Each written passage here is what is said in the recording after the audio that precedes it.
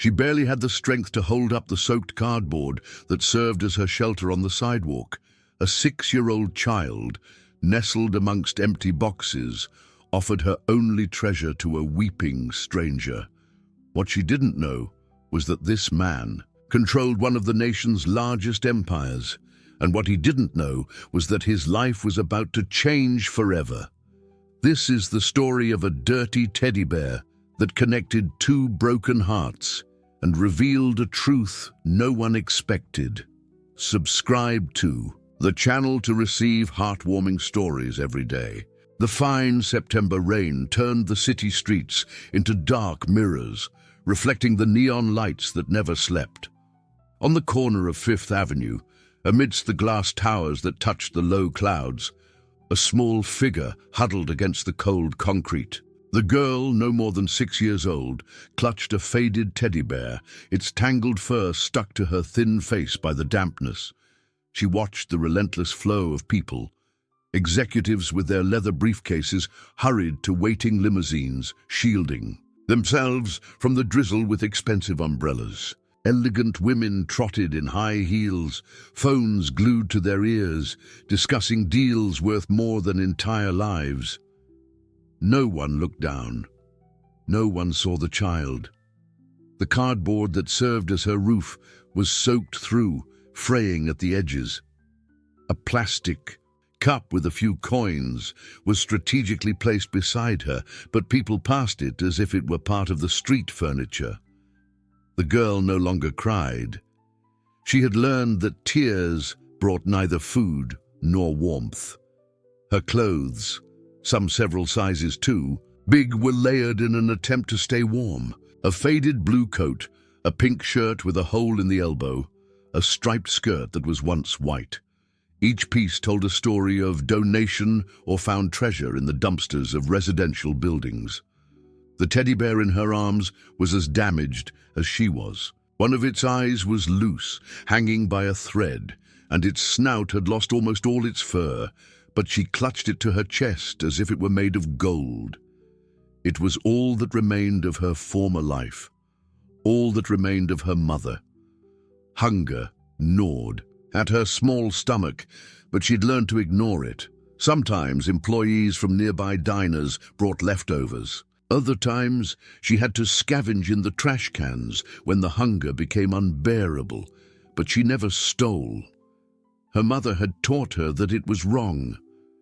Good people exist, her mother used to say, and we are good people, no matter where we live. The noise of the traffic created a constant urban symphony. Horns, brakes screeching on the wet asphalt, distant voices blending together. The girl had memorized the patterns. She knew when the executives passed for lunch, when the offices emptied, when the city finally breathed slower. She played with the teddy bear, whispering imaginary conversations. She told it about the better days when she had a bed, when her mother hugged her before sleeping, when she believed that someone would come to get them. The teddy bear was her confidant, her guardian, her only family now. A group of teenagers passed, laughing loudly. One of them accidentally kicked the cup with the coins, the few she had scattered across the wet ground. The girl quickly got up, crawling to collect them, but several had already rolled into the gutter. The teenagers continued on their way, without looking back. As she gathered the remaining coins, her small hands trembled not only from the cold, but from the effort of maintaining her composure. She had promised her mother that she would be strong, that she would be a good girl, that she wouldn't give up. The day gradually darkened, tinting the sky a deeper gray. The lights of the buildings lit up one by one, creating artificial constellations. The girl curled up again in the damp cardboard, pulling the teddy bear closer. Soon it would be night, and the loneliness would weigh like a lead blanket. She closed her eyes, trying to remember her mother's voice singing lullabies, trying to forget the emptiness in her stomach, the cold that penetrated her bones, the uncertainty of tomorrow. The teddy bear, with its loose eye and worn fur, was the only constant in a world that seemed to have forgotten she existed. The raindrops continued.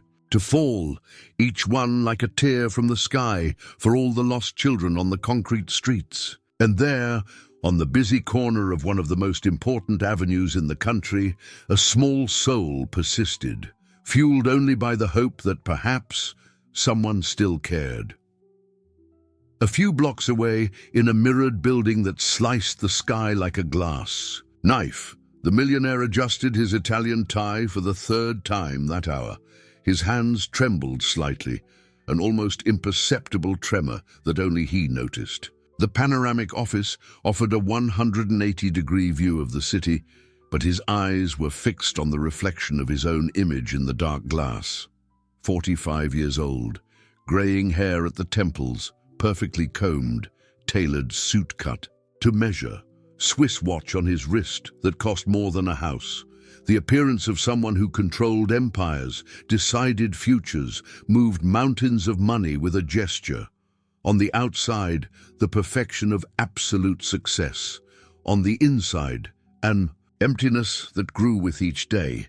The meeting had ended 2 hours ago. Lawyers and partners had presented billion-dollar proposals, contracts that would change the course of entire industries. He had agreed to everything, signed papers, shaken hands, but his mind was elsewhere. It was always elsewhere in recent years. The phone rang. His assistant announced that the car was waiting. He dismissed the driver. He wanted to walk. He needed to walk. He needed to feel the rain on his face, to feel that he was still human, not just a money-making machine. He took the private elevator that descended directly to the ground floor. The doorman greeted him with exaggerated reverence. He responded with a mechanical nod and stepped out into the rainy night. He hadn't taken an umbrella. Whatever, the streets were emptier now. Just a few hurried passers-by and the homeless who hid in the gaps of the buildings. He walked aimlessly, letting the rain soak his expensive suit, letting the real city penetrate his bubble of privilege. It was then that his legs buckled. Not physically. He was still strong, still religiously worked out at the gym, but something inside him broke, as if the weight of the last 7 years had finally found a crack and collapsed all at once. He leaned against the wall of a closed commercial building under a small awning, and for the first time in years, he cried. He cried as he cried when he was a child, when the world still made sense, when he still believed that love could heal any wound. Tears mingled with the rain on his face. Powerful executives didn't cry in public. Businessmen controlled their emotions. But there, on that wet sidewalk, he was neither an executive nor a businessman. He was just a father who had lost everything that mattered. He hid his face in his hands, fearing someone would recognize him. His picture was always in the newspapers, his name on the business news. But the big city has that advantage. Hurried. People don't look down, don't care about other people's dramas, especially when they're worried about their own problems. The sound of small footsteps approaching made him lift his head slightly. Through his wet fingers, he saw 2 bare feet, dirty with mud and rain. A sweet, childish voice reached him like a whisper in the midst of the urban storm. "Are you scared too?" He raised his face completely, blinking to clear the tears and rain. Before him stood a small child, a girl no more than 6 years old, huddled under soaked and disproportionate clothes. She was holding something against her chest, a teddy bear that looked like it had seen better days. The girl showed no fear of him. She didn't seem impressed with his expensive suit or his social position. Her big eyes, dark as the rainy night, stared at him with an understanding that seemed impossible for someone so young. "When I'm scared," she continued, extending the teddy bear towards him, "he helps me. Maybe he'll help you too." The millionaire was speechless. He looked at the offered toy, then at the girl. She was shivering with cold, her hair stuck to her thin face, but she still offered her only comfort to a stranger. There was a pure kindness in that gesture that he hadn't seen in so long. He reached out and accepted the teddy bear. It was light, warm from the child's body, soft despite years of use. One of the eyes was loose, dangling by a thread, and there were stains that told silent stories. "Thank you," he managed to whisper, his voice hoarse with emotion. The girl smiled, a genuine smile that lit up her tired face. "My mom used to say that when you help someone, you help yourself too." They stood there for a moment under the awning, sharing a silence laden with understanding. The rain continued to fall, the world continued to spin, but something had changed. An impossible connection had formed between two worlds that shouldn't touch. The millionaire clutched the teddy bear to his chest, feeling a strange peace. When he looked up again to return the toy, the girl had disappeared into the rainy night, leaving only wet footprints on the ground and the feeling that something very important had just happened. 3 days had passed since that meeting in the rain. The millionaire had kept the teddy bear in the top drawer of his executive desk between important contracts and business cards of influential people. Sometimes, during tense meetings, he discreetly opened the drawer and touched the worn fur, feeling an inexplicable calm wash over his chest. That morning he was reviewing the quarterly numbers when his assistant came in with a tray of coffee and muffins that he wouldn't touch. "Sir, you have a board meeting in 20 minutes, she announced, arranging the papers on the desk. He nodded, but his thoughts were far from profits and losses. The girl had appeared in his dreams, strange dreams where he saw her running through gardens that no longer existed, laughing with a voice he felt he knew but couldn't place. "Cancel the meeting," he said suddenly. The assistant stopped, clearly surprised. "Sir, but it's about the Malaysian project. The investors flew in especially for—" "Reschedule it for tomorrow." He was already getting up, grabbing his coat. "I have something important to take care of." He left the building, ignoring the doorman's greetings, and walked along the same streets as 3 days ago. His legs automatically took him to the corner where he had cried, where a child had offered him comfort without asking for anything in return. But the sidewalk was empty. Only remnants of wet paper and a few scattered coins indicated that someone had been there. He looked around, walking a few blocks, searching for a small figure among the hurried people. Looking for someone? A middle-aged man in uniform approached. He was the superintendent of one of the buildings. A girl, small, dark hair, had a teddy bear. The man sighed. "Ah, the little one. Yes, she used to be around here, but social services came by yesterday morning. They took her." The millionaire's heart raced. "Took her where?" "I'm not sure exactly. They said something about a foster care." "A center. Poor kid, living like that on the street." The man shook his head. "Good thing someone reported it." Reported it? The word echoed in the businessman's mind like a slap. Someone had looked at that child and seen a problem to be solved, not a soul to be protected. He thanked the man and quickly returned to the office. "I want information on all the foster care centers in the city," he told his assistant as soon as he walked through the door, "and I want a contact list for the municipal social services." "Sir?" "Now."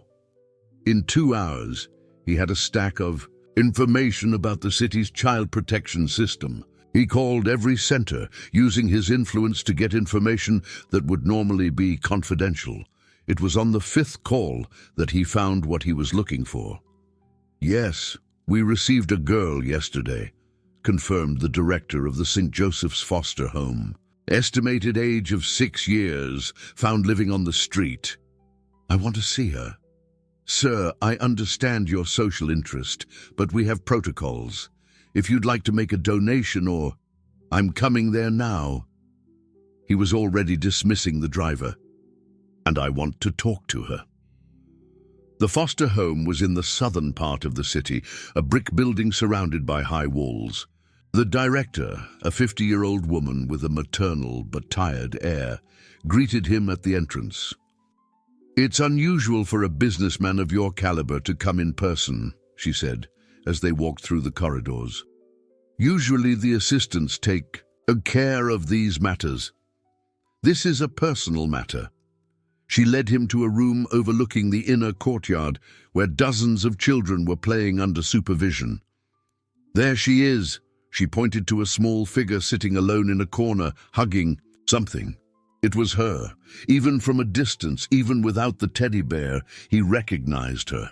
She looked even smaller in the institution's standard clothes, a light blue uniform that made her look faded, invisible. How is she adapting? The director sighed. Not very well. She hardly speaks. Refuses to be separated from an old toy she brought. The other children have already tried to play with her, but she withdraws. Can I talk to her? Sir, she's been through a traumatic experience. Being on the streets, losing her mother. She needs time, professional therapy. Contact with strangers can be 5 minutes. There was something in his voice that allowed no refusal. The director hesitated but nodded. She's in the cafeteria now, but I doubt she'll talk to you. As they walked, she explained that the girl had been found with fake or non-existent documents, that she had no known family, that she would be forwarded to the adoption program when she completed all the protocols. In the cafeteria, children were eating lunch at long tables. The girl was at one end, poking at her food without eating. When she saw him, her eyes widened. He approached slowly, as if she were a wild animal that could run away at any moment. He sat down in the chair next to her, in silence. After a few minutes, he took something out of his suit pocket. It was the teddy bear, the same teddy bear she had offered him 3 days ago. The girl's eyes filled with tears. She reached out her small hands and took the toy, clutching it to her chest as if she were reunited with a lost friend. Sorry it took me so long to return it, he whispered. For the first time since arriving at the foster home, she smiled. The millionaire returned to the foster home for the next 3 days. Officially, he was evaluating social investments. In practice, he spent hours watching the girl in the courtyard, trying to understand the strange magnetism he felt towards her. She was different from the other children. While the others shouted, ran, fought for toys, she remained quiet, always with the teddy bear in her arms. But her eyes were constantly moving, observing everything, as if she were registering every detail of the world around her. On the 4th visit, he obtained permission to talk to her again. The director had yielded, impressed with his persistence, and above all, with the girl's positive reaction to his presence. She smiled again, commented one of the caregivers. First time we've seen her like that since she arrived. They sat in the inner garden on a wooden bench under a crabapple tree. The girl swung her legs that didn't touch the ground, the teddy bear carefully positioned beside her. "What's your name?" he asked finally. She looked at him with those big, dark eyes, too deep for her age. "The lady said I can't talk to strangers about that." "I understand. What about your family? Do you have anyone?" The girl's face closed slightly. "My mum went on a trip. She'll be back."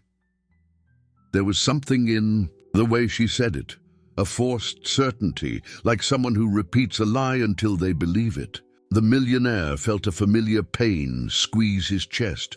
"What was your mom like?" The girl's face lit up. "Pretty. She sang to me every night, and she made up stories about princesses who didn't need princes because they were strong on their own." She stopped, as if she had said too much. She picked up the teddy bear and whispered something in its ear. "What did you say to him?" "That you have sad eyes, just like hers when she thought I was sleeping." The observation surprised him. Was she sad? Sometimes, mostly when she talked on the phone. She said she missed someone, but she couldn't go back. The girl hesitated. "Can I tell you a secret?" He nodded. She kept a picture under her mattress. An old picture. When she left, I looked at it. Her eyes sparkled with the memory. There was a girl who looked like me, but older, and a man in a suit. The millionaire's heart stopped. "Do you remember what the man looked like?" "Dark hair, similar to yours, but without those white strands. And he had the same watch as you." She pointed to his wrist. He looked at the Swiss watch he had worn for 10 years. It was a rare model, a limited edition. He had given an identical one to... No, it couldn't be. "Where is that picture now?" "I don't know. When the lady from the city brought me here, they didn't let me take anything. Just the teddy bear because I cried a lot." That night, the millionaire couldn't sleep. The girl's description echoed in his mind. A picture, a girl who looked like her, a man in a suit with the same watch. The pieces of an impossible puzzle began to form in his head. The next day, he returned to the foster home earlier. He found the director in her office, surrounded by papers and folders. "I need to know everything about how she got here," he said without preamble. The director studied him for a moment. "May I ask why the specific interest?" "Personal reasons." "Sir, I understand that certain children touch us in a special way, but please." There was an urgency in his voice that she didn't expect. "It's important." She sighed and pulled out a folder. She was found on Hollywood Boulevard, sleeping in front of a commercial building. She had been alone for at least a week. According to neighbors, the mother had disappeared. Disappeared how? "We don't know." The girl said she had gone on a trip, but there were no signs of violence, no body, simply vanished. What about her past? Documents? Medical history? Practically nothing. Some documents that appear to be fake. The mother's identity is uncertain. She was known only by one name, Sophia. Sophia. The name hit him like a punch. The millionaire gripped the chair to keep from falling. "Are you all right?" "Sophia, as in..." "We don't have a last name. Just Sophia." "Why? Did you know?" He didn't answer. He couldn't answer. Because 7 years ago, his daughter had run away from home after a devastating fight. His daughter, whom he had rejected when he discovered she was pregnant at 17. His daughter, whose name was Sophia. What if the girl in the garden, with her deep eyes and her torn teddy bear, wasn't just a random child who had touched his heart? What if she was his granddaughter? The millionaire hired the best private investigators in the country. He paid fortunes for information that should have been confidential. In 2 weeks, the first reports began to arrive. Sofia Mendez had died 3 months ago in a public hospital. Pneumonia aggravated by malnutrition. She had lived with fake documents, working odd jobs, struggling to raise her daughter alone. Neighbors reported that she spoke little about the past, but always said that her daughter had family who didn't want to know about her. The child's birth certificate confirmed the suspicion that devoured him. She was his granddaughter. The father field was empty, but the mother's name was clear, Sofia Fernandez. Her original last name, before assuming the false identity. She was 7 years old, not 6 as estimated. Sophia had managed to keep her clean, fed and in school during the first years. But after losing her last job and falling ill, they had ended up on the streets. The worst of all were the photos found in the small room they shared before becoming homeless. Photos of Sophia as a child, as a teenager, smiling beside the father who had rejected her. And that photo the girl had mentioned. The last photo of the family together, taken weeks before the fight that had destroyed everything. He remembered that day clearly. Sophia, at 17, trembling at the door of his office. "Dad, I need to talk to you." And he, cold as ice. "If it's about what I suspect, there's nothing to talk about. You know where the door is." He had offered money for a clinic to take care of the problem. She had refused. She had shouted that the problem was his impossible expectations, his coldness, the emotional absence that pushed her into the arms of anyone who showed affection. And he had shouted back that she was a disappointment, that she had stained the family name, that she was no longer welcome at home. Sophia had left crying. and he never looked for her again. Now, 7 years later, he was looking at a child who was the mirror image of his lost daughter. Same dark eyes, same unruly hair, same observant posture. His granddaughter, raised on the streets because of him, orphaned because of him, alone because of him. He returned to the foster home that afternoon carrying a terrible weight. How to tell a child that he was the grandfather she had never known? How to explain that he had rejected her mother? How to ask for forgiveness for an absence that cost so dearly? He found her in the cafeteria, slowly eating watery soup. He sat down next to her in silence. She looked at him and smiled. That smile that he now knew was Sophia's legacy. "You came back," she said simply. "I promised I would. People promise a lot of things." Her voice had a tired wisdom. "My mom promised she would come back too." "About your mom?" He hesitated. How to begin? How to break the heart of a child that had already been broken so many times? "She's not coming back, is she?" The girl said it without drama, like someone accepting the inevitable. "I know. She was very sick in the last few days, coughing up blood. She said she was going to get medicine and she didn't come back." The child's words were like stabs. Sophia had died alone in a public hospital, with no one to hold her hand, with no one to tell her she would be remembered, that her daughter would be cared for. "Did she talk about me?" The girl watched him curiously. "Why do you want to know?" "Just curious." "She said I had my grandfather's eyes, that he was an important man, but he made a very big mistake." She stopped eating and stared at him. "She said that sometimes important people forget how to love." The comment hit him like a bullet. Was she right about that? "I don't know. I never met my grandfather." She tilted her head. "But if I did, I would tell him that there was still time to fix the mistake." The millionaire felt tears burning in his eyes. This child, this little girl who had lost everything, still believed in forgiveness, still believed that mistakes could be fixed. What if I told you that I know your grandfather?" Her eyes widened. "Do you really know him? What if I told you that he has looked for you all these years, that he is very, very sorry for what he did, that he would give anything to have a second chance?" The girl remained silent for a long moment, clutching the teddy bear. "My mom said that everyone deserves a second chance, especially those who recognize that they messed up." She paused, then whispered, "Is your name Sophia, just like my mom's?" "It was Sophia. She was my daughter." "Then you are—" Her voice became almost inaudible. "You're my grandfather." It wasn't a question.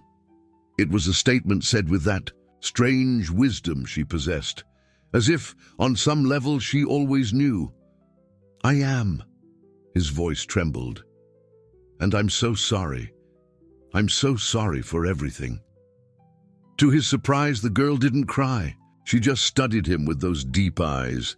Then slowly, she reached out her small hand and touched his. "My mom said you would come back one day. She said that love always finds a way." The revelation should have been liberating, but it brought with it a storm of complications that the millionaire hadn't foreseen.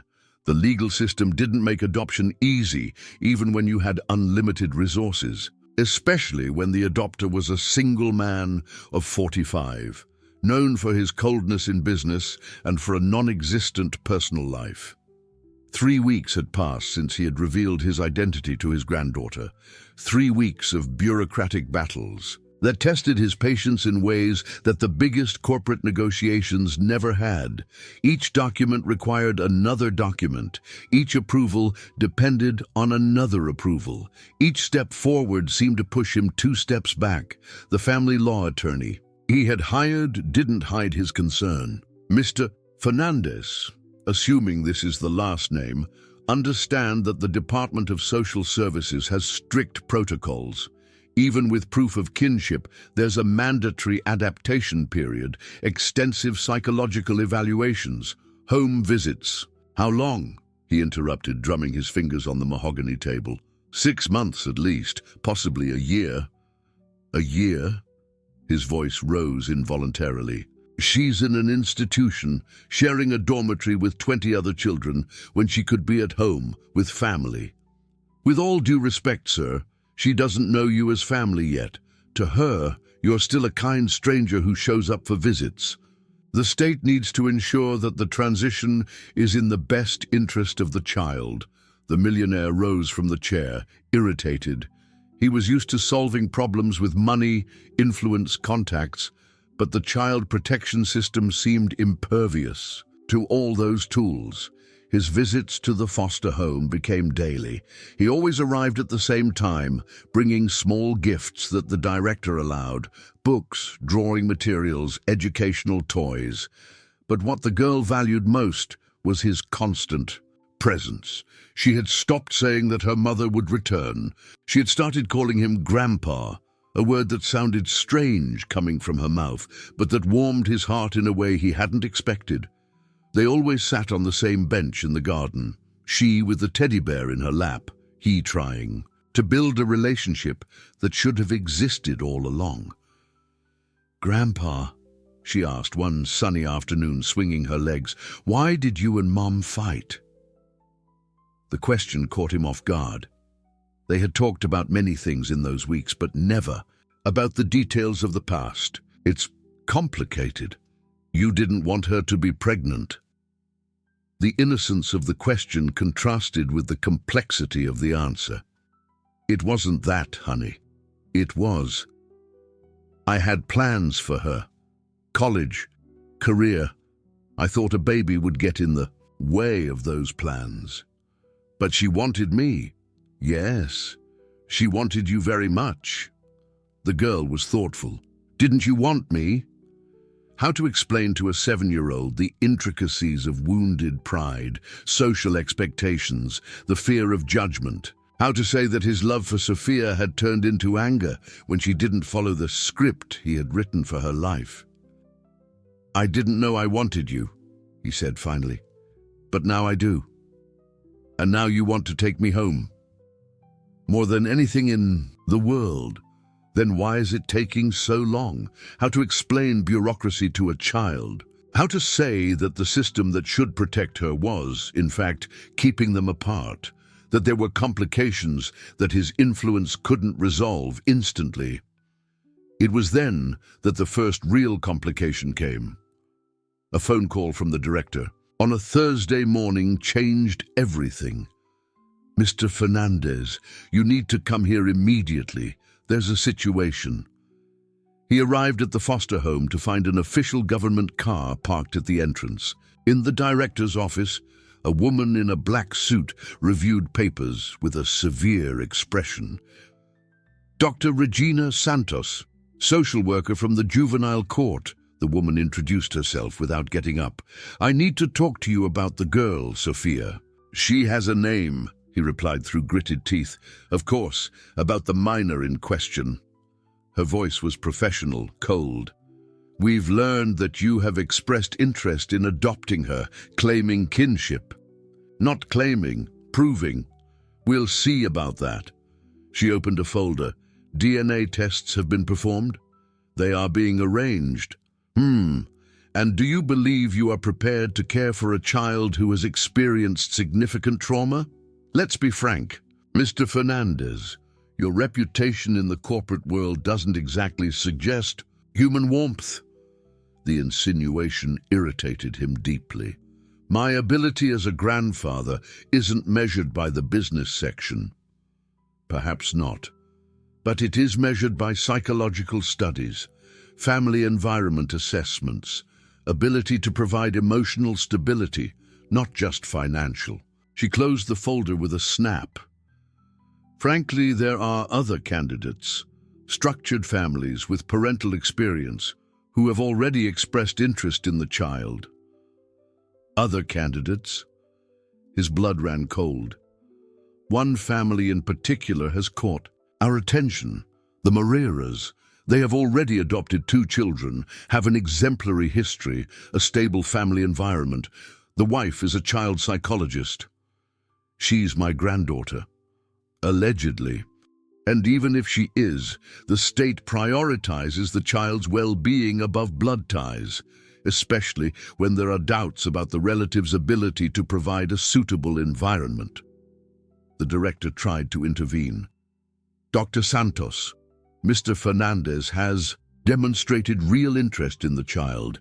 His visits are constant. She responds well to his presence. Regular visits don't qualify someone for adoption.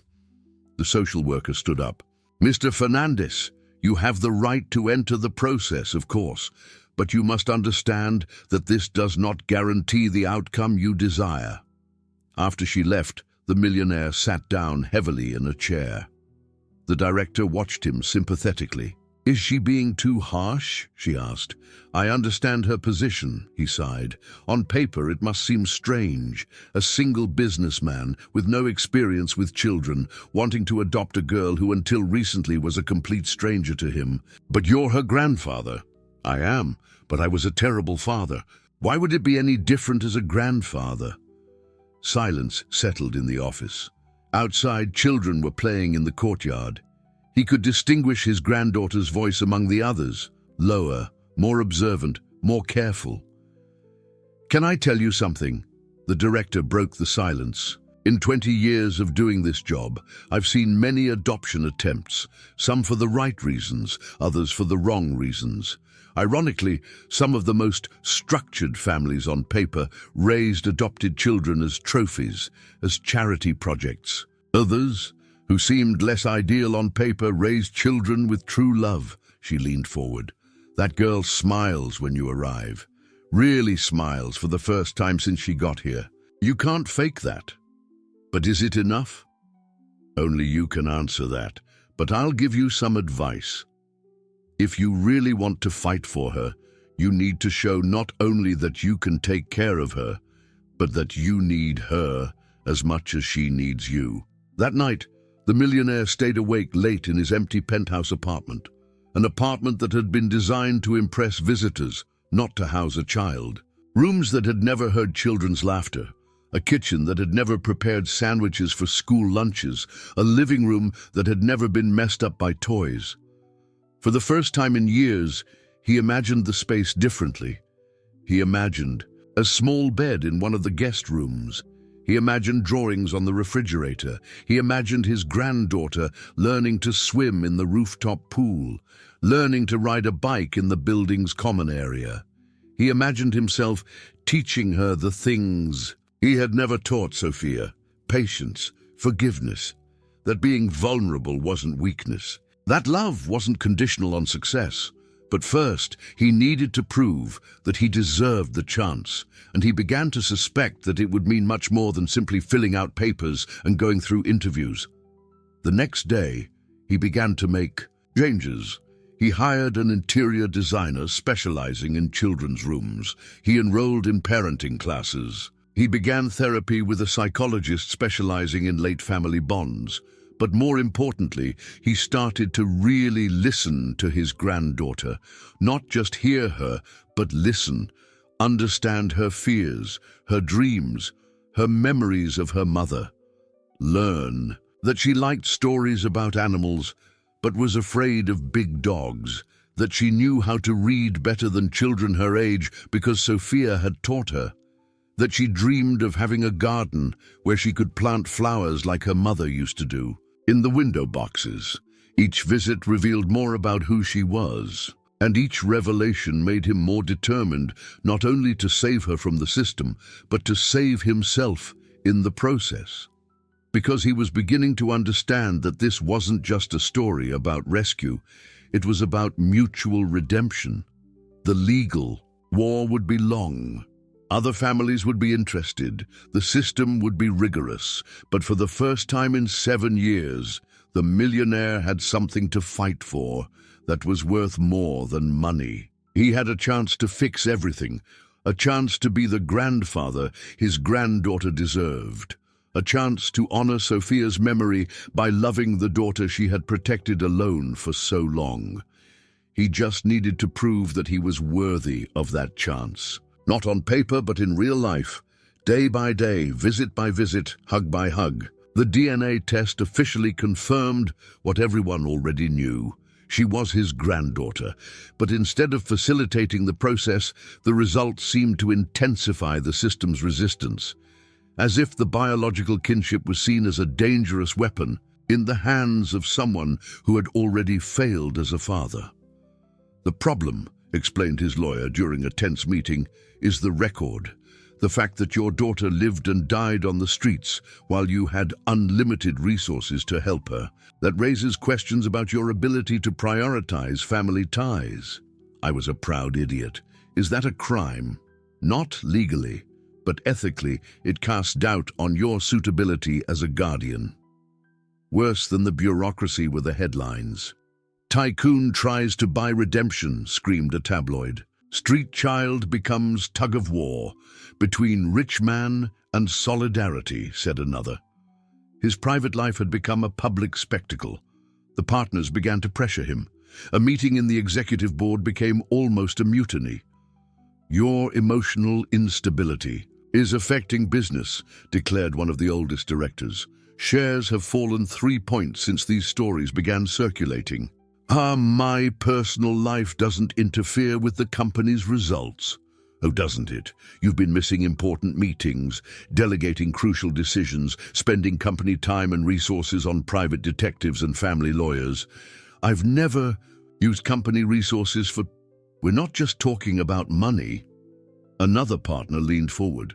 We're talking about focus, priorities, corporate image. Our clients don't just invest in numbers, they invest in stable leadership. I'm stable. A stable man doesn't abandon his pregnant daughter. A stable man doesn't let his family live on the streets. A stable man doesn't become obsessive about a child he's known for a few weeks. The word obsessive hit him like a slap.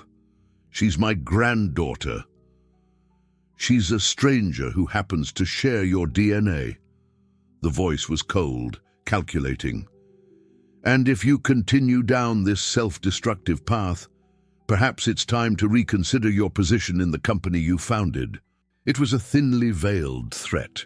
He knew that technically they could remove him temporarily, claiming emotional incompetence. He knew that his obsession, was being seen as a sign of mental fragility. That night, he called the director of the foster home. He needed to see his granddaughter. He needed to remember why all this mattered.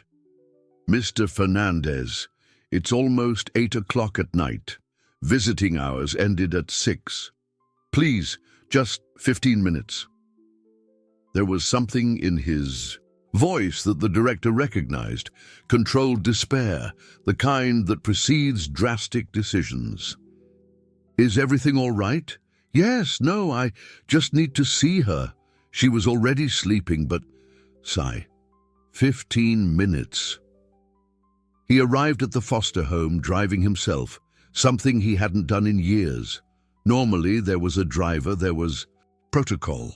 But nothing in those last months had been normal. He found his granddaughter in the dormitory, sitting on the small bed, hugging the teddy bear. There were other children, but she was awake, looking out the window at the city lights. Grandpa? She turned around, surprised. You came back. I couldn't sleep. Me neither.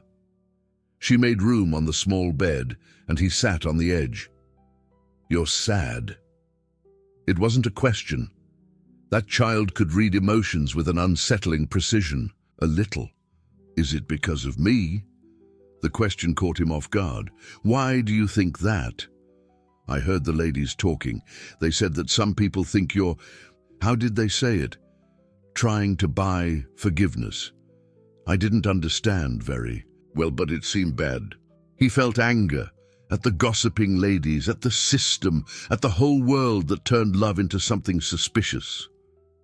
It's not your fault, honey. It will never be your fault. But if you give up on me, it will be easier for you, right? People Will stop talking? Give up on you? He looked her in the eyes. Why would I do that? I don't know. Maybe because everyone thinks it's a bad idea. Maybe because it's going to be hard. Look at me.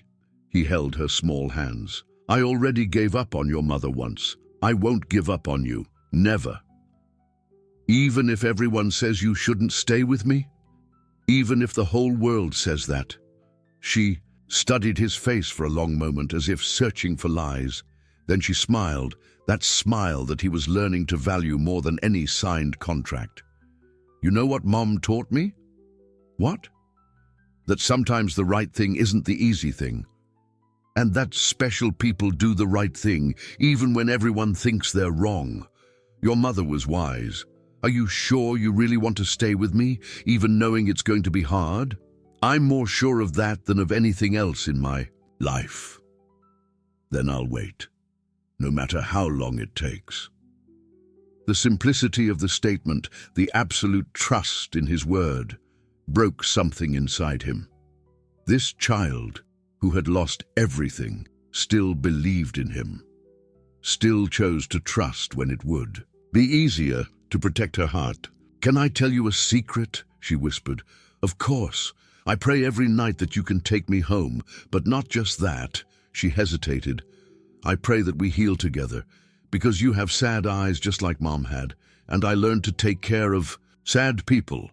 The purity of the statement crushed him, a 7-year-old wanting to take care of him as much as he wanted to take care of her, a child offering healing when she should be being healed. I'm going to take you home, he said, with a conviction he didn't know he possessed. No matter what I need to face, no matter how many people think I'm wrong, you're my family, and family doesn't abandon each other. Promise? I promise. When he left the foster home that night, his resolution was crystallized. It didn't matter the partners, the press, the bureaucratic obstacles. It didn't matter the suitable families interested in adopting her. It didn't matter if he needed to fight against the entire system. He had abandoned Sophia when she needed him. He had let his daughter and granddaughter live on the streets out of pride and stubbornness. He had lost 7 years that he would never recover. But he wouldn't lose his second chance. He wouldn't lose his granddaughter. He wouldn't repeat the mistake that had haunted him for years. It was time to stop trying to look suitable for the system. It was time to become truly suitable. It was time to show not only that he could take care of her, but that he needed her as much as she needed him. The war was just beginning. But for the first time in his life, he was fighting for the right thing. And that made all the difference. 3 days after the nocturnal conversation at the foster home, the millionaire made a decision that shocked everyone around him. He called a press conference, not to talk about business, but about his personal life. The conference room in his building was packed. Business journalists who had known him for years mingled with entertainment reporters, all curious about what the most reserved man in the American corporate world had to say. He entered without a retinue, without assistants, without lawyers. Just him, a microphone, and the truth he had kept hidden for 7 years. Thank you for coming, he began in a firm voice. I'm not going to talk about profits, losses, or projections for the next quarter. I'm going to talk about my failure as a human being and about a child who is giving me a second chance. The silence in the room was complete. Flashes went off. My name is Edward Fernandez. I'm CEO of Fernandez Holdings and the father of a daughter I rejected 7 years ago. Pause. Sophia was 17 when she got pregnant. I, in my arrogance, considered it a stain on the family's reputation. I offered money to resolve the problem. When she refused, I threw her out of the house. Murmurs began to circulate among the journalists. He continued, Sophia lived on the streets, worked odd jobs, raised a daughter alone. She died 3 months ago of pneumonia in a public hospital, alone, without family. While I was building a financial empire, my daughter and granddaughter were living in extreme poverty. A journalist raised her hand. "Mr. Fernandez, why are you telling this publicly?" "Because I found my granddaughter in a foster home. Because I want to adopt her. Because the system and society question my motivations." He took a deep breath. "And because she deserves for me to be honest about who I am." "Are you trying to force the adoption through media pressure?" "No, I'm trying to show that I've changed, that I've learned, that I recognize my mistakes." He looked directly into the cameras.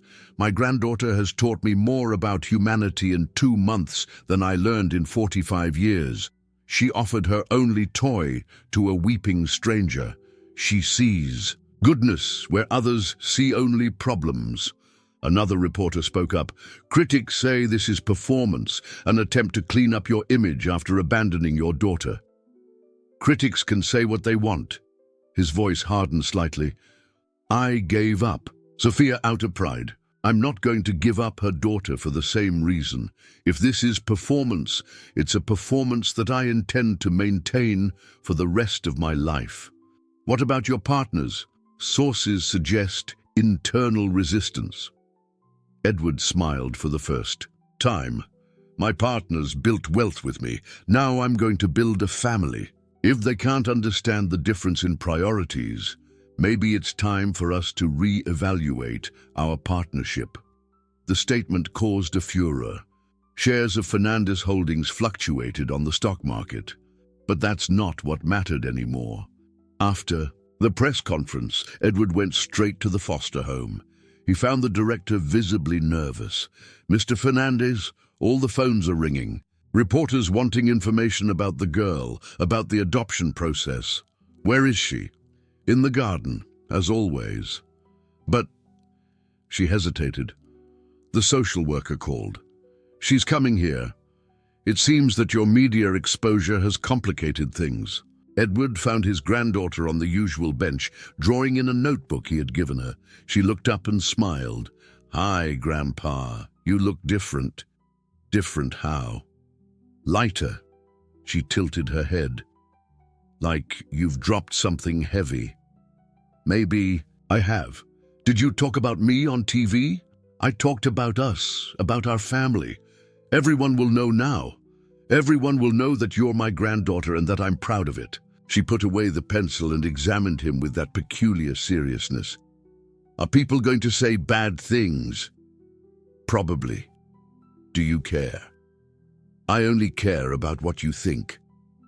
"I think—" She paused, choosing her words. "I think you're being brave. Mom said that courage is doing the right thing even when people may not like it. Your mother was right again." The arrival of the social worker interrupted the moment. Dr. Regina Santos wore an even more severe expression than usual. "Mr. Fernandez, I need to speak with you. Now." They followed her to the director's office. The social worker didn't waste time. "Your media exposure was extremely reckless. It turned a vulnerable child into a public spectacle. I turned it into a public truth." "Truth?" She opened the folder. "We have a family willing to adopt her immediately. The Moreiras were here yesterday. The child responded well to them. She responded well to me too. Mr. Fernandez, understand. Our assessments indicate serious concerns about your suitability. A single man, with no parental experience, with a history of family rejection, a history I'm publicly owning. Owning it doesn't correct it. And now, with all this media attention, the child is at the center of a circus. That's traumatic for her." Edward felt anger boiling, but forced himself to remain calm. "Is she traumatized? Or do the adults think she should be? Mr. Fernandez, Dr. Santos, can I ask you a question? Do you have children? I don't see the relevance. Do you or do you not?" "I do not." "Then you base your decision about what is best for a child on theories, not on personal experience. I have professional training, and I have love for her." He leaned forward. "Tell me one thing. Has my granddaughter ever, in any assessment, expressed fear of me? Resistance? Rejection?" Silence. Answer the question. No, but does she smile when she sees me? Does she seek my company? Does she trust me? Yes, but that doesn't mean... It means everything. He stood up. Doctor, I understand your concerns. I respect your work, but I'm not going to let bureaucratic protocols separate a child from her only living family. Other families can offer stability, resources, love. He smiled sadly. All of that I can offer too.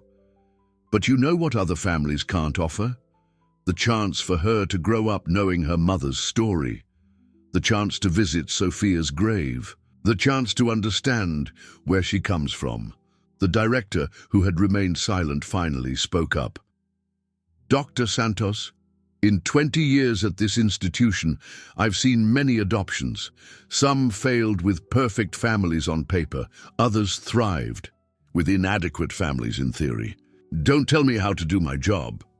I'm not saying that. I'm just suggesting that maybe we should listen more to the child and less to our own prejudices. The tension in the room was palpable. Finally, the social worker closed the folder. Mr. Fernandez, the process will continue, but know that your media exposure has not favored you. If anything, it has created more obstacles. Obstacles are meant to be overcome. After she left, Edward was alone with the director. It's complicated things, she said gently. Maybe, but it also showed who I am. To her, to the world, to myself. And now I fight. The right way, for as long as it takes. My granddaughter is counting on me. He looked out the window at the garden where she was still drawing. And this time, I won't disappoint. The retaliation came faster than Edward expected. 2 days. After the press conference, he received a formal summons from the executive board of Fernandez Holdings. It wasn't a routine meeting. It was an ultimatum disguised as an extraordinary assembly. He entered the conference room on the 40th floor to find all the partners positioned like a tribunal. At the head of the table, a man he had known for 20 years, Marcus Villela, his oldest partner and, until recently, his closest friend. Edward, Marcus began without preamble, I assume you understand the gravity of the situation. I understand that you scheduled a meeting without my approval in my own company. Your company? Another partner, Robert Almada, smiled coldly. I recall that we are all partners, and when a majority partner exhibits erratic behavior that compromises the business. Erratic behavior? Edward sat down calmly. Taking responsibility for my mistakes is erratic. Exposing intimate family details, creating a media circus, neglecting corporate responsibilities. Marcus listed the points. Edward, your actions demonstrate emotional instability incompatible with corporate leadership. My actions demonstrate that I've finally found something more important than quarterly profits.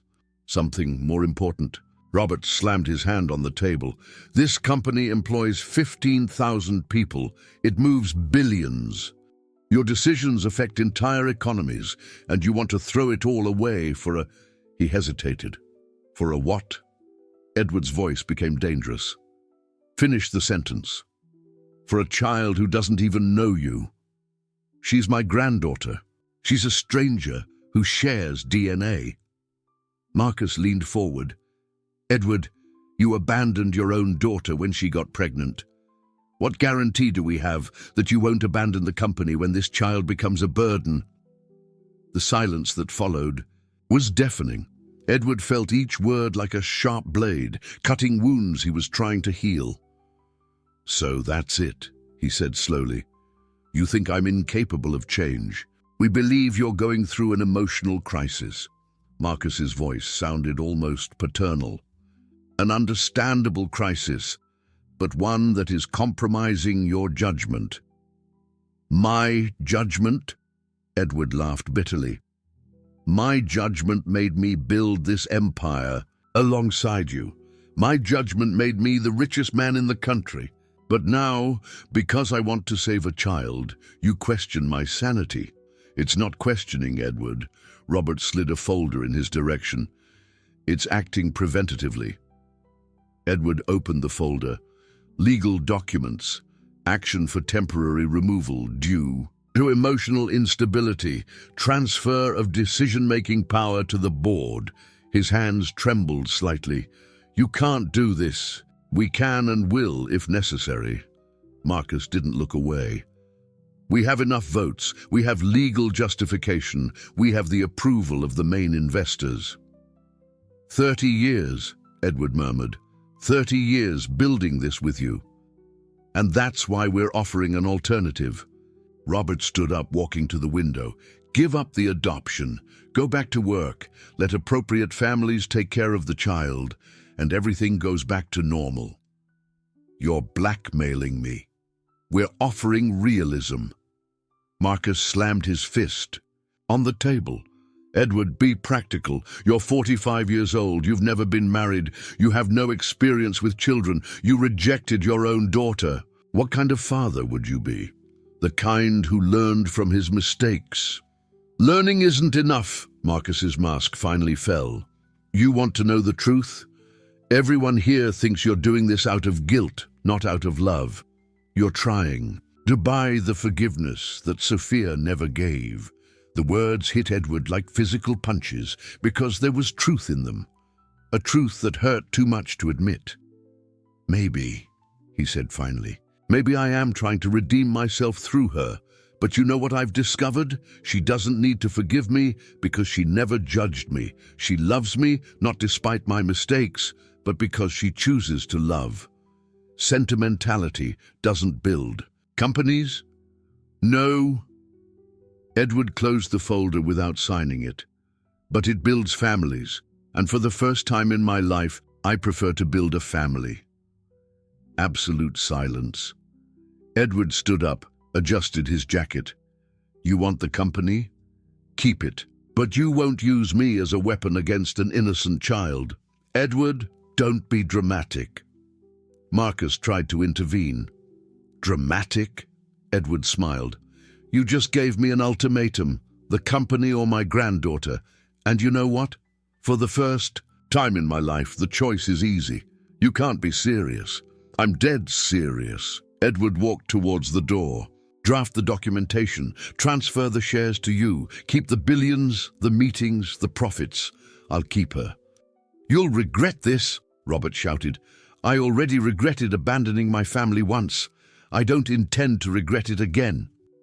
Edward left the room, leaving 20 years of partnership behind. In the elevator, alone, he finally understood what his granddaughter had said about him looking lighter. Because for the first time in decades, he was acting with his heart, not with his head. He took out his cell phone and called his lawyer. Prepare the resignation papers. I want out of the company. Sir, perhaps we should discuss. There's no discussion. And arrange an urgent meeting with the social worker. It's time to speed up the adoption process.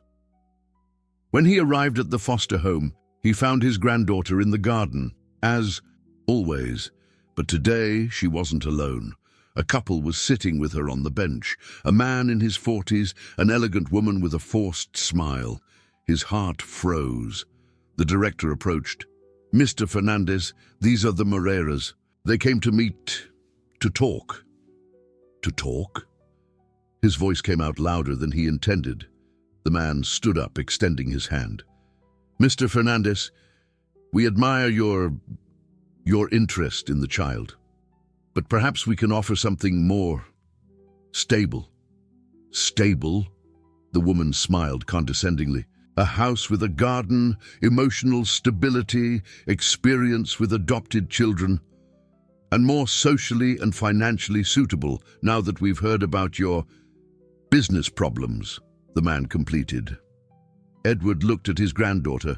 She was holding the teddy bear tightly, her eyes going from him to the couple, confused, scared. Business problems. News travels fast in the corporate world, the man smiled. We heard about the ultimatum from your partners, the possible departure from the company. And you think that makes me unsuitable? It makes the situation complicated. A child needs financial stability, not someone going through a personal and professional crisis. Edward walked to the bench, knelt in front of his granddaughter. "What do you think about all this, honey?" She looked at him with those deep eyes, then murmured, "Grandpa, are you okay?" "I'm better than ever. Even losing your job." "I didn't lose my job. I chose you." The couple exchanged glances. The woman chimed in, "Sweetie, we want to offer you a beautiful home with other adopted siblings, a complete family." "I already have a family," the girl said softly but firmly. "But darling, you barely know your grandfather." "I know enough." The child's voice strengthened. "He comes back every time he promises to come back. He listens to me. He doesn't make promises he can't keep." Edward held her small hands. "Honey, you want to know something? Today I gave up everything, money, company, power, to be with you, because I discovered that family is more important than anything else." "Even being poor now?" Edward laughed. "We're not poor. We're just not obscenely rich. And you know what? Your mother raised me with much less and was happier than I ever was with all my wealth." The Moreira couple realized they were losing ground. "Mr. Fernandez, be rational." "I am being. For the first time in my life, I'm being completely rational." Edward stood up, keeping his granddaughter's hand in his. "Rational would be to give her a family that chose her, that fought for her, that loves her not out of pity or kindness, but because she is part of me." The director approached. "Perhaps we should give the child space to process all this." "No need," the girl said clearly. "I choose my grandpa. He may not have that whole company anymore, but he has something better." "What, darling?" the director asked. "He has his heart in the right place now." She squeezed Edward's hand. "And Mom said that people with their heart in the right place always find a way." The Moreira couple left visibly frustrated. The director shook her head, but Edward saw a small smile on her lips. "Well," she said, "I guess that wasn't exactly a successful adoption visit for the Moreiras." Edward hugged his granddaughter, feeling for the first time in years that he was exactly where he should be. "No," he agreed, "but it was a successful confirmation of what really matters." That night, while driving back home, Edward didn't think once about the empire he had left behind. He only thought about the child he had chosen as his priority, and about how, finally, he understood what Sophia had tried to teach him so many years ago. That love isn't measured in bank accounts, but in presence, in choices, in fighting for what really matters. 6 months later, Edward woke up to the sound of laughter coming from the kitchen of his new apartment. Not the penthouse of before, a simple place with 2 bedrooms, a small garden, close to a decent public school, more than enough for 2 people who were learning to be a family. He found his granddaughter sitting on the kitchen floor, surrounded by colorful drawings, the teddy bear, now mended and clean but still clearly old, positioned as judge of her improvised art gallery. "Good morning, my love," he said, affectionately messing up her hair. "Good morning, Grandpa. Look." She held up a drawing. "It's Mom with angel wings, you without a tie, and me in the middle." The drawing was technically imperfect, full of the wonderful characteristics of children's art. Heads that were too big, disproportionate arms, smiles that took up half the face. But it was hers, it was theirs. "It's perfect," he said, and he really believed it. "And this one," she showed another drawing, "is our new house with flowers in the garden. You said we can plant some today." "I said it, and we're going to do it." The adoption process had been officialized 3 weeks ago. The social worker had finally conceded, partly because of the positive media pressure after his public resignation, partly because it was impossible to deny the genuine bond between them, but mainly because the child herself had been inflexible in her choice. Edward opened the simple refrigerator, still getting used to his new financial reality. He wasn't poor, far from it. He had kept enough personal investments to ensure comfort and quality education for his granddaughter, but it was billions less than before, and curiously, he had never felt richer. "Pancakes today," he suggested, "with red berries that we bought yesterday." Exactly, with red berries. While they prepared breakfast together, she more hindering than helping but filling the kitchen with joy, Edward reflected on how everything had changed. The partners had bought his share of the company for a fraction of the real value, taking advantage of his emotionally unstable situation. The press had divided between admiring his choice and mocking his financial downfall. Former friends had distanced themselves. The usual social circle had closed to him, but he had gained something infinitely more valuable, waking up every day knowing that he had a purpose, that someone needed him not for what he possessed, but for who he was.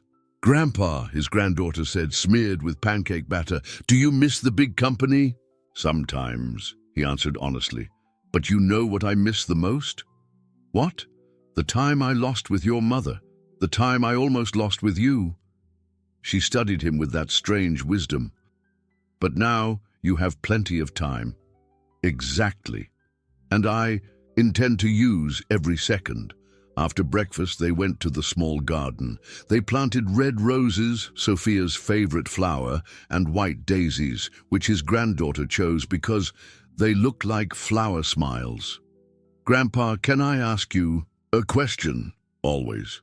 Do you think Mom is happy with us?" Edward stopped digging, wiped his hands on the soil. "You know what I think? I think your mother is at peace. I think she knows that you are safe, loved, that you have a real family now, and that you learned to be good at taking care of people." "I'm learning. You're a very patient teacher," she laughed. "I'm not a teacher, I'm your granddaughter." "That's right. My wonderful granddaughter, who teaches me new things every day." That afternoon, Edward took her to visit Sophia's grave. It had become a monthly ritual. They brought fresh flowers, cleaned the simple tombstone, talked about memories. His granddaughter always told her mother about her new adventures, about the new school, about how Grandpa had learned to do braids very badly, but she pretended they looked pretty. "Hi, Mom," she whispered, arranging the flowers. "Grandpa said you would like our garden, and that you would be proud of him for choosing to stay with me instead of the boring meetings." Edward felt his throat tighten. All these months later, it still hurt to think of Sophia alone raising a daughter, fighting alone. But the pain had transformed into something different, no longer the paralyzing remorse, but a constant motivation to do differently, to be better. "Mom," he whispered, kneeling beside his granddaughter, "I promise I'll take good care of her. I promise she'll know she's loved, that she has a family. I promise she won't repeat our mistakes." Back home, they stopped at a small bookstore. Edward had discovered that his granddaughter loved stories, especially those that Sophia used to invent.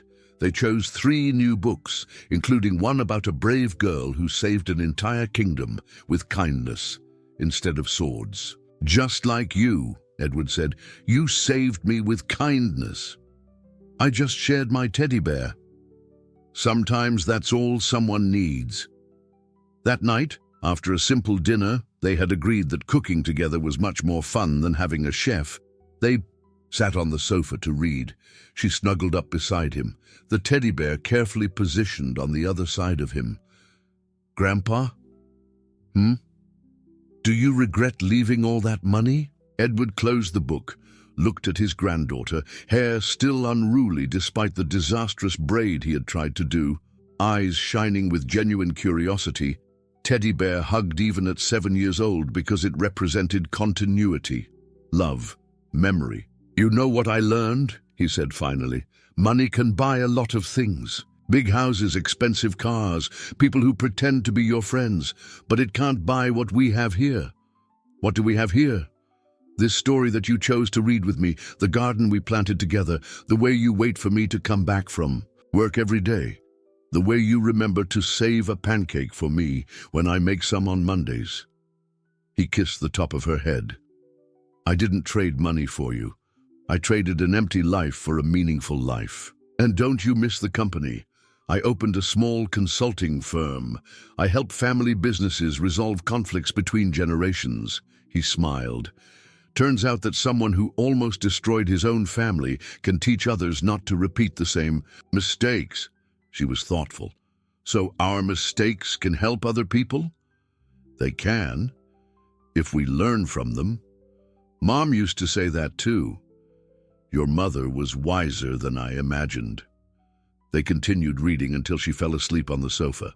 Edward carried her to the room, decorated with her drawings, filled with the books they collected together, with a photo of Sophia smiling on the bedside table. Before turning off the light, he whispered, "Thank you for saving me, honey. For teaching me that it's never too late to start over."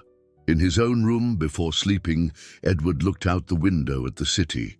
He no longer saw the buildings as towers of power and influence. He saw it as a place where millions of people lived their lives, fought their battles, loved their families. He took out his cell phone, as he did every night, and wrote a note. In the app where he recorded thoughts for his granddaughter to read when she was older. "Day 183 since you came home. Today, we planted flowers, read stories, and you asked me if I regret the choices I made. The answer is no. Every day with you is worth more than all the years I spent building empires. You taught me that true wealth is measured not in bank accounts, but in sincere hugs, not in how many people work for you, but in how many people you love and who love you back. Thank you for giving me the chance to be the man your mother deserved me to be. Thank you for saving me from what I thought was success. I love you more than words can express. Grandpa." He put away the cell phone and closed his eyes. His last vision was of his granddaughter running through the garden that afternoon, laughing while watering the flowers, the torn but beloved teddy bear serving as gardening supervisor. It had started with a child offering her only treasure to a stranger who was crying in the rain. It ended with a man who had learned that the greatest treasures in life are those that cannot be bought, only built day after day, with love, patience, and presence. Some heroes save the world with superpowers, others save a person with a torn teddy bear and a heart too big for their small body. Sometimes that was more than enough. Sometimes that changed everything. What would you do in the millionaire's place? Comment below and share this story with someone special. If this story touched you, subscribe to the channel and turn on notifications to receive new stories every day.